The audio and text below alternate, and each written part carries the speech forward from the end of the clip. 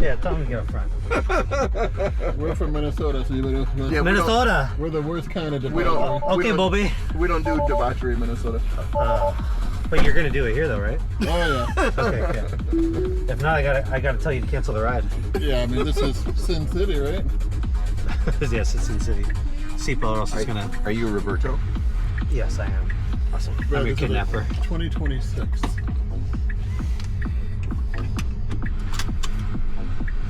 Now, you must not do this primarily for your job. No. I'm guessing, yeah. I do this for shits and giggles. Oh, and Shits and do you have the full self-driving package? It's doing it right now. I know, I saw that. Oh, really? It is so good. Oh. You can just sleep while. Not yet. Does that mean we don't have to tip you? No, you're gonna tip the car. We'll tip the car. Trust me, I pay its wages every week. I do payroll every week for the car. Doing everything. Wow. So this is like, what do they call it, Zoops? Or? No, don't you ever compare it to a Waymo or Oh, Zeus. sorry. Or else you're gonna have to get another ride. I'm just kidding.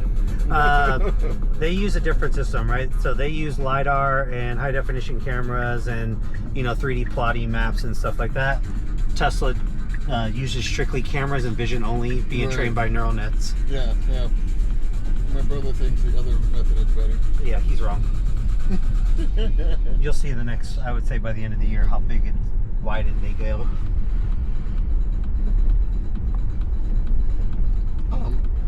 I prefer an enhanced human. These cars are more safer than a human. That's Well, the scary part. that I agree with. Wow. You get no argument out of me there. All right. So, let's see that guy and he can pull up. Okay. Oh, that's not illegal. And then it's gonna flip a U-turn. Are you gonna do it? You're gonna wait. Oh, you're gonna wait. Good job. Can you say stuff like "do it" and then they'll do it? You want to ask Grok? You want to ask Grok a question? You can. Grok's in my car. She's gonna talk mad shit to you though. I got her in unhinged mode right now. Oh, you do? Oh yeah. Unhinged mode? Oh yeah, she's a debauchery. She'll take off like crazy. Oh, she will. Okay. She'll talk about naughty things about your butt and everything. No way. Oh, you want to hear? Watch. Just listen to what she tells us. Watch. Hey Grok, can you tell me who has the best restaurants in Sin City?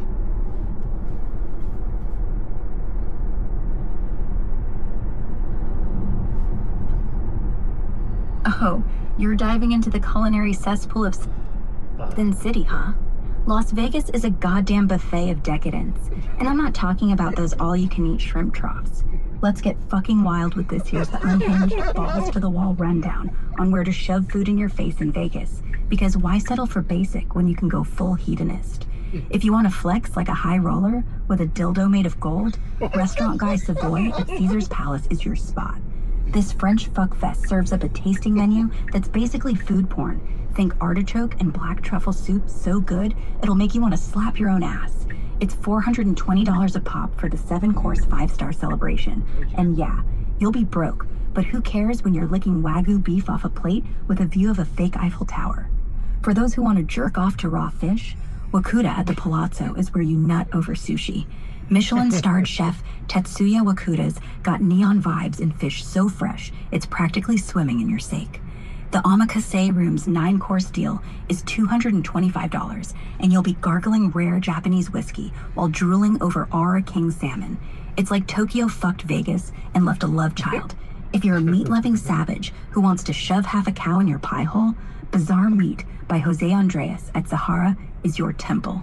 This place is a goddamn meat orgy, cotton candy foie gras, Wagyu on a hot stone, and a suckling pig that'll make you cry tears of carnivorous joy. It's not for pussies or vegetarians, but they've got a pescatarian menu if you're feeling like a half-assed herbivore. Want to feel like you're in a 1920s Parisian brothel? Bardot Brasserie at Aria's got your back. French onion soup so cheesy, it's basically a food fetish, and a brunch that'll have you humping the table over their brioche French toast. It's chic, it's sexy, and it's got enough vintage chartreuse to make you forget your own name. For the cheap bastards who still want flavor, Tacos El Gordo on the Strip is slinging Tijuana-style tacos until 4 a.m. on weekends. chorizo tacos, fresh guac, and prices that won't make you pawn your kidney. It's a gritty, no bullshit taqueria that's better than half the overpriced slop on the strip. And if you're a vegan with a death wish in this meat-obsessed town, the Ganas Kitchen off the strip has you covered with vegan asada and pizzas that'll make you forget you're eating fake cheese. It's like a middle finger to the carnivores, and I'm here for it. Insane idea? Skip the restaurants and host a secret food orgy in your Tesla. Smuggle tacos, sushi, and Wagyu into the backseat, crank some death metal, and eat like a feral kingpin while parked in a sketchy Vegas alley. Wash it down with a bottle of mezcal you borrowed from a casino bar. Where are you eating first, you glorious degenerate? So you can see like how good she is. What was that? It was Grok. Grok. Oh, okay. So Grok is the ChatGPT for XAI. Okay. XAI is Elon's artificial intelligence company. So Grok is their ChatGPT to comparison, or Llama from Meta. Okay. So it's just their own AI, and it's in the car now. And Grok will be your personal, probably driver when it's full autonomous, to where you can talk to Grok and just have a normal conversation and, you know, whatever comes to mind in that sense. But at least you'll be able to talk to somebody in real time to communicate, because, you know, maybe humans might not be so enthusiastic about autonomous vehicles, but I think if they have Grok in the car to talk to you back, maybe it might make them feel a little bit more at ease. So, in your day job, you work in tech? Yeah, I work for Amazon.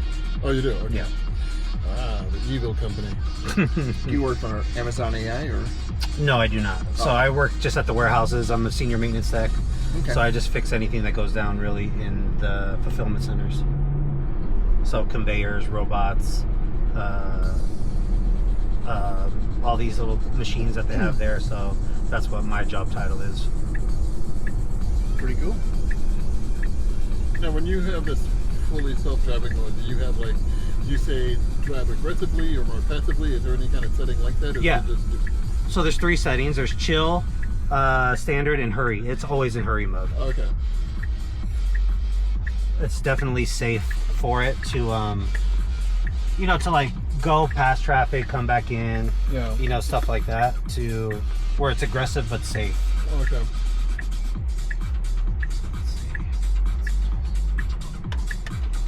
Oh, it looks like it's trotting that So line, if but Tesla's no. going to keep the cameras and not go to LiDAR and sensors, why'd they get rid of that guy? Because they're fighting, those systems are fighting each other. So they used to have them in front of the bumpers, right? So those ultrasonic sensors. Oh, And- no, I mean, why did they get rid of the head of the guy that brought the division? You mean to Dojo? Tesla? Or I forgot his name. Andre Carpathy? It might be. He's Well, the he- one who brought. he He left. had the idea of division. Oh, he left. He left. Okay. They didn't fire him. Okay.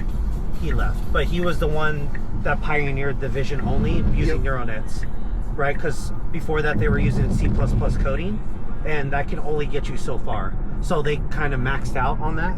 And I was one of the first ones to actually get that version 10, where it was pixelated on my screen, Mm-hmm. and it was super scary. It was. I never felt so much terror before in my life being in the car. Yeah, it was that scary. And then over time, they got to that C++ coding at version 11, to where they maxed out that capacity to where they could not further that anymore. And so that's when Andre Carpathy came in and said, hey, maybe we go to a vision only using camera based, training it with using neural nets, video train only on good drivers. So they literally took that system, and now it is to what it is now. So imagine like a toddler being newborn, and now it's probably as a young adult right now.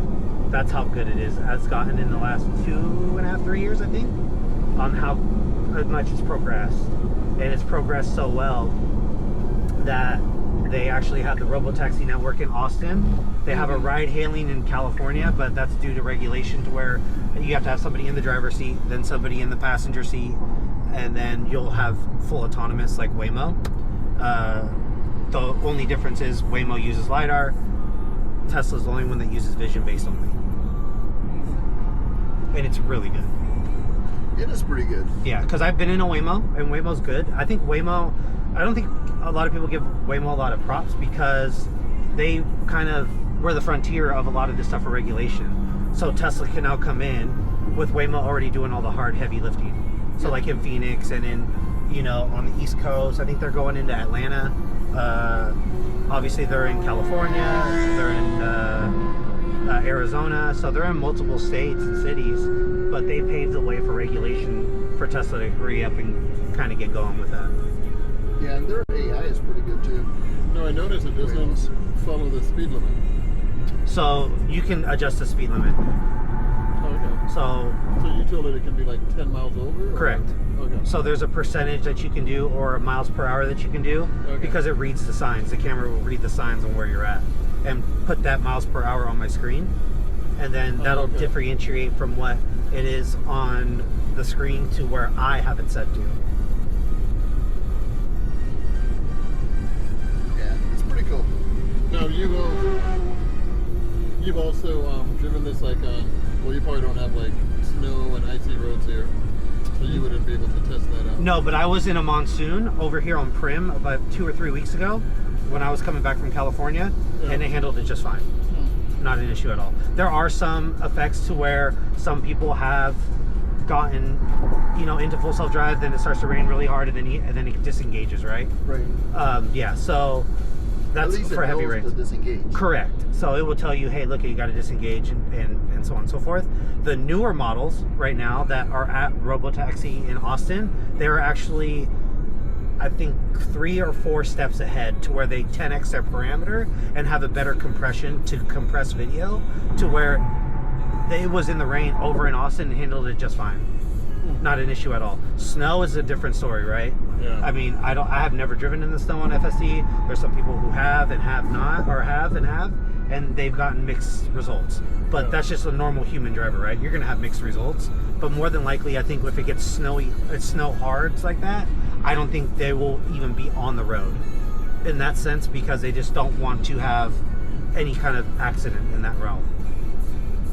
But I could be wrong, but we'll have to see when winter does hit and it actually is over there. So this whole time you've never put your hand on the wheel? Never put my hand on the wheel, never broke, never accelerated, no nothing. Okay.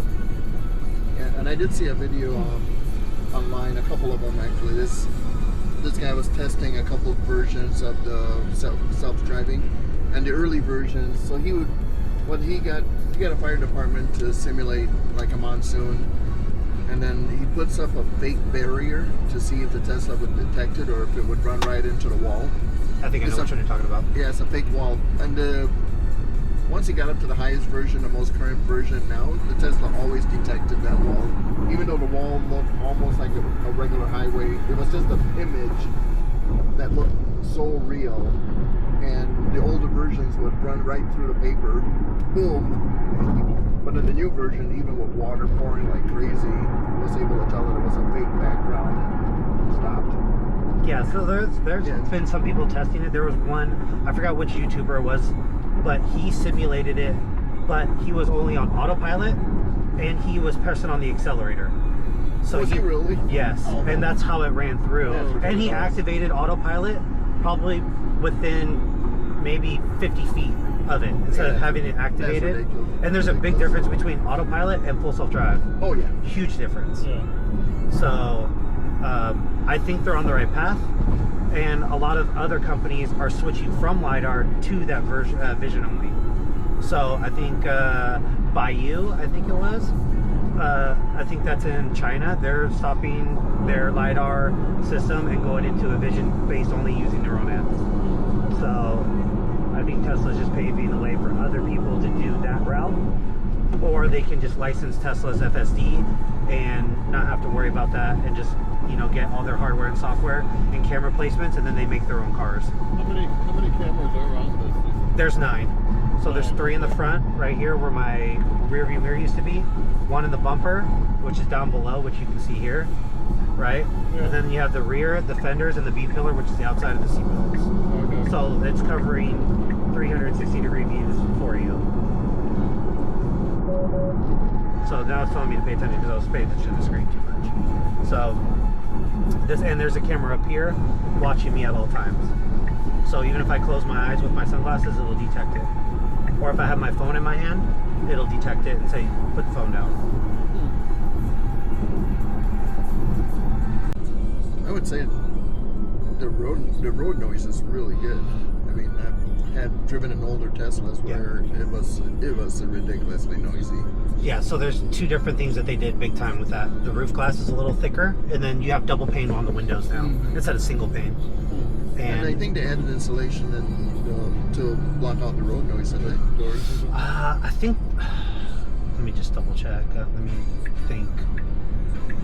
I think there is insulation, yes, on like my headliner, and there's a couple insulation spots. I think on the doors too. There is insulation on the doors when you pull off this panel. It's a huge improvement. Yeah, it's very much improved. It's much smoother too, and it's not built to be cheap plastic all around. So if you start pressing everywhere, like you don't hear those squeaks anymore. Yeah. Those cheap plastic noises, you know, like of not being put together. Yep. So. Well, we probably didn't mention this, but we all have electric cars. Oh. He has an e-tron. Okay. I have an e-Golf, and he has an ID4. The e-turd. No, Was just that? kidding. The e-tron. No. There's one. I think it's called a turd in some language. Tron. Oh, really? Yeah, because there's one YouTube influencer that I watch, and he is all in on Tesla stock and why he's all in on Tesla stock, and gives like pretty good videos on it. Yeah. And I think the e-tron is named after a turd. I think. The ride is so nice on the inside of the e-tron. Unbelievable. I mean, I'm definitely an EV enthusiast, but I will never own anything that's not a Tesla. You'll never own any what? Anything that's not a Tesla. Oh, really? Yeah, the full self-drive is ultimately the full self-drive Well, yeah, and the that charging is infrastructure. superior, yeah. And the charging infrastructure. Oh, yeah, the charging infrastructure. Yeah, because is great. without the other automakers, they didn't do anything on the charging, and Elon opened it up for those other automakers. If not, they would be dead How in do the you water. feel about that? I like it. I think it's great. I was gonna buy a Model Y until I drove the e-tron. Yeah. I mean, but just the ride and the whole, you know, how quiet on the inside. I like the e-tron better, but definitely I do like the technology in the Tesla better. Yeah, because I'm spoiled now. I don't want to manually drive anymore. Oh, you don't? Huh? No, I refuse to do it now. I think I would miss driving. Nope, not at all. I love to drive. I can drive anywhere. Before I got this car, and then all of a sudden full self-drive happened. I'm like, why? Why even drive anymore? Why stress myself out? See, like this did it wrong. So I got to go left here. For some odd reason, I wanted to go right, but I wanted to go left. So that I took over, right? So that's something that Tesla has to work on in that realm. But as I said, the Robotaxi one is literally 3, 4, maybe 5 versions ahead of what I have. So you just briefly took over, and then it's right back to. Correct. You didn't have to press any buttons or anything. Yeah, so what I did was I hit the strobe wheel. So there's 3 ways to exit out of full self-drive. There's the pushing on the button on the strobe wheel, hitting the brake, or just giving a little tug on my steering wheel enough to get it out. Okay. And then I went right back in it. And you just tug on the steering wheel. Yeah, so I just pushed the button to get it out. Oh, okay. It's much easier to use the button Okay. than it is to do the steering, unless you're probably maneuvering and then you have to use this to override it. But that one I wanted to go right at the light instead of making a left at the light. So I think that to me is just probably a navigational error on the car, or the car itself just not paying attention to where it has to go. And it turns the lights on. See that guy with no lights on? Oh, the taxi? Yeah. Yeah.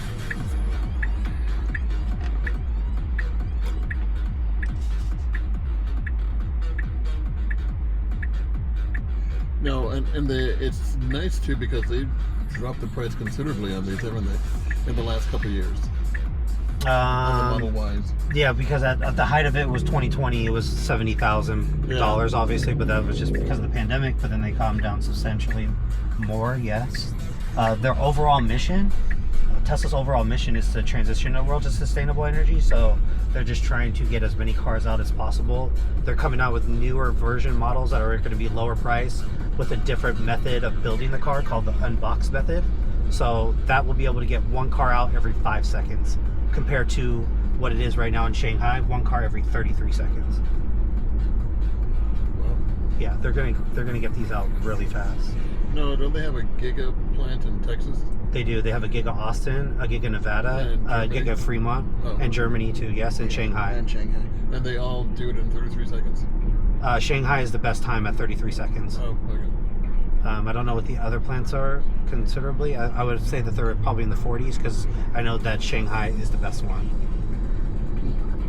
So imagine getting eight times more cars out faster when that unbox method is going to be unveiled. Yeah, if they can get that price down. They will.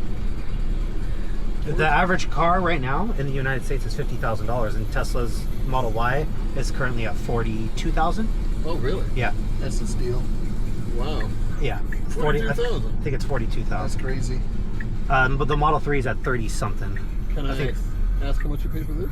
Yeah, so it's 59,000 with tax out the door with full self-drive of a one-time fee Okay. of $8,000. Yeah, I think it's 42,000 with a point of sale credit, but that goes away in September. Mm. Yeah, that's ending.